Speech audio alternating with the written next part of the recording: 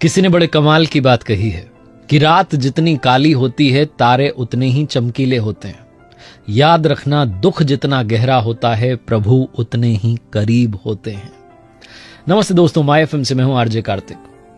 एक लड़के की कहानी है जो एक गांव में रहता था। उस गांव के बारे में प्रसिद्ध बात यह थी कि गांव के ठीक सामने एक ऊंचे पहाड़ पर बड़ा सा विशाल मंदिर था और उस मंदिर की प्रसिद्धि इतनी थी कि कोसों दूर से लोग आते थे दर्शन के लिए।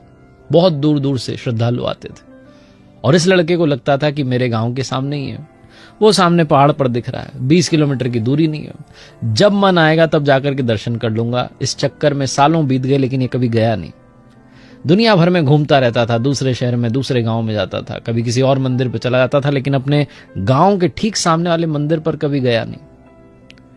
एक रात इसे सपना आता है जिसमें ऐसा लगता है इसे कि इसकी मृत्यु होने वाली है और जैसे इसको कोई मार रहा होता है अचानक से इसकी नींद खुलती है। इसे पता चलता है कि सपना था और जैसे ही नींद खुलती है एक ख्याल आता है, एक विचार आता है कि वो जो गांव के ठीक सामने पहाड़ पर मंदिर है वहां दर्शन तो कराऊं, क्या पता कब मृत्यु हो जाए।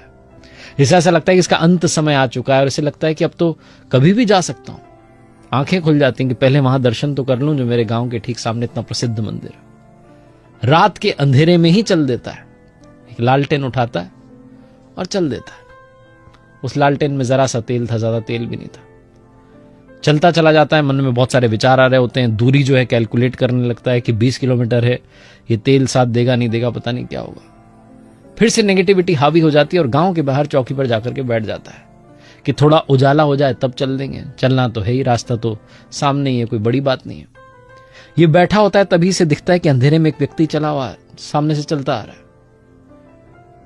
जब वो व्यक्ति इसके पास आता है तो दिखाई देता है कि एक बुजुर्ग आ रहे थे, हाथ में एक छोटा सा दिया लिया हुआ था। ये पूछता है उनसे कि बाबा कहां जा रहे हो।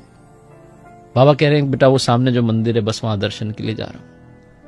ये लड़का हंसने लगता है, कह रहा मैं लालटेन लेकर के घर से निकला हूं, मैं नहीं जा रहा हूं, आप इस छोटे से दिए को लेकर के जा रहे हो, इससे तो एक कदम नहीं दिखता होगा। मेरी लालटेन में इतना तेल नहीं बचा कि मैं वहां चला जाऊं, इसलिए बैठा हूं।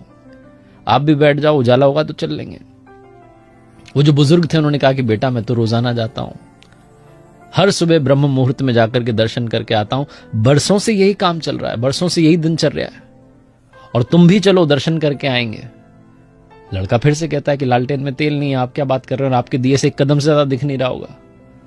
बुजुर्ग कहते हैं कि बेटा तुम ही तो कह रहे हो एक कदम से आगे नहीं दिख रहा होगा। आज तक इस दुनिया में कहां कोई एक कदम से आगे चला है। एक कदम ही तो देखना है, एक कदम चलता हूं फिर दूसरा कदम दिखाई देने लगता है। लड़के की आंखें खुल गई, उसे समझ में आ गया कि अगर आप कोई काम करना चाहते हैं तो कर लीजिए, बहाने बनाना बंद कर दीजिए। कई बार हमें ऐसा लग रहा होता है कि कल परसों चलते चले जाते हैं, साल बीत जाते हैं, वो काम धरे के धरे रह जाते हैं।